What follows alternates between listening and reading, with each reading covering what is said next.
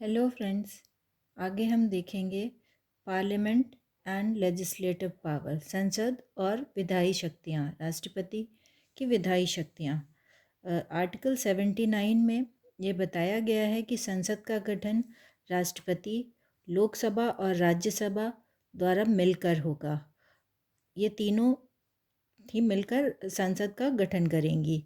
Article 85 में राष्ट्रपति को ये अधिकार दिए गए हैं कि वह बैठक बुला सकते हैं, बैठक को समाप्त कर सकते हैं या संसद को विघटित कर सकते हैं, हाउस को डिसॉल्व कर सकते हैं। यहाँ यह ध्यान देने वाली बात है कि जो हमारी राज्यसभा होती है वो परमानेंट हाउस है, इसलिए उसका विघटन नहीं हो सकता। सिर्फ और सिर्फ लोकसभा का ही विघटन किया जा सकता है।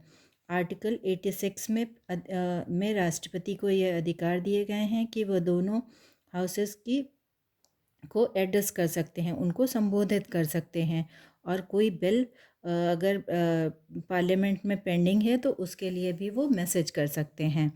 आर्टिकल 87 में राष्ट्रपति को यह विशेष अधिकार दिया गया है कि वो किसी भी जो जनरल इलेक्शन के बाद फर्स्ट सेशन को संबोधित कर सकते हैं और हर साल के फर्स्ट सेशन को भी वो संबोधित कर सकते हैं। आर्टिकल 108 में जॉइंट सीटिंग के बारे में बताया गया है, जिसमें कि राष्ट्रपति द्वारा जॉइंट सीटिंग बुलाई जा सकती है, जिसमें अगर कोई बिल संसद द्वारा पास किया जाता है, संसद के किसी भी हाउस द्वारा पास किया जाता है, सपोज़ एक हाउस में वो पास हो जाता है और दूसरे हाउस में भेजा जाता है उसको पास करने के लिए, लेकिन वो बिल वहाँ रिजेक्ट हो जाता है या कुछ अमेंडमेंट्स दिए जाते हैं जो कि दूसरे हाउस में, दूसरा हाउस जो पहला हाउस जिसने उसे पास किया है वो उसे एक्सेप्ट नहीं करता है, या 6 मंथ्स तक उसको वहाँ पर रोक कर रखा जाता है। जिस डेट को वो पेश किया गया था उस हाउस में, उस डेट तक 6 मंथ तक रोक के रखा जाता है, तो वो बिल लैप्स हो जाएगा। उस कंडीशन में राष्ट्रपति जॉइंट सेशन बुला सकते हैं, जहाँ पे कि वो वोटिंग के आधार पे उस बिल को पास किया जा सके। और पास किया, इसमें यह ध्यान देने वाली बात है कि जो मनी बिल है उसके लिए जॉइंट सीटिंग नहीं बुलाई जा सकती है। आर्टिकल 111 में राष्ट्रपति को जो बिल पास होगा उस पर अपनी सहमति देनी होती है। जब बिल दोनों हाउसेस में पास हो जाते हैं तो वह राष्ट्रपति के सामने रखे जाते हैं उस पर साइन करने के लिए।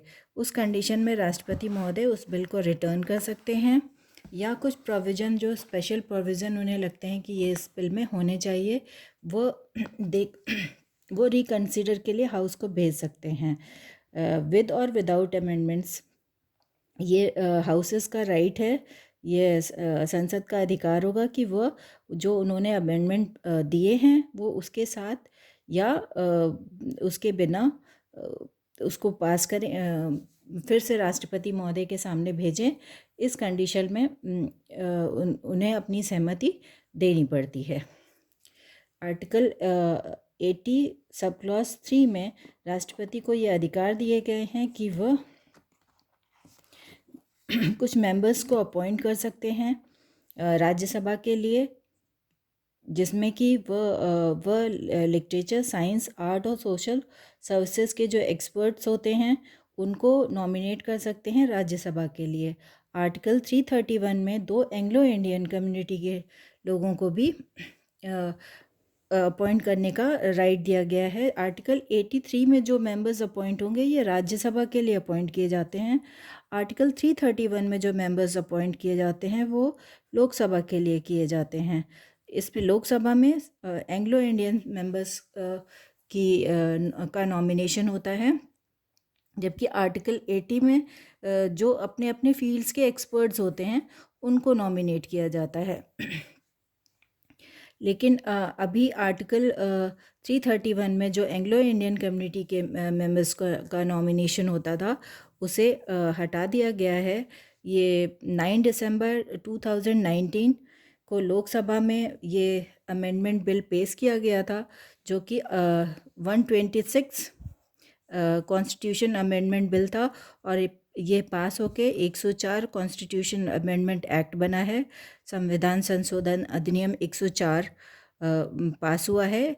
इसके द्वारा अब जो लोकसभा में एंग्लो इंडियंस कम्युनिटी के मेंबर्स का नॉमिनेशन होता था उसे हटा दिया गया है। आर्टिकल 123 में राष्ट्रपति को अध्यादेश पास करने की पावर्स दी गई हैं। नेक्स्ट है जुडिशियल पावर्स। आर्टिकल 72 में राष्ट्रपति को यह अधिकार दिए गए हैं कि वह किसी भी व्यक्ति जो कन्विक्ट हुआ है उसको जो पनिशमेंट मिली है उसको कम कर सकता है, ख़त्म कर सकता है। ये अधिकार राष्ट्रपति को आर्टिकल 72 में दिए गए हैं। आज हम यहीं तक करते हैं। इसके बाद आगे हम नेक्स्ट क्लासेस में इमरजेंसी पावर्स पढ़ेंगे। अगर आपको मेरे वीडियोस अच्छे लग रहे हैं तो प्लीज़ इसे लाइक करें, शेयर करें, सब्सक्राइब करें, जिससे मुझे मोटिवेशन मिले, आप लोगों का मोटिवेशन मिले और मैं और अच्छे वीडियोस और बेहतर तरह से लाने की कोशिश करूं।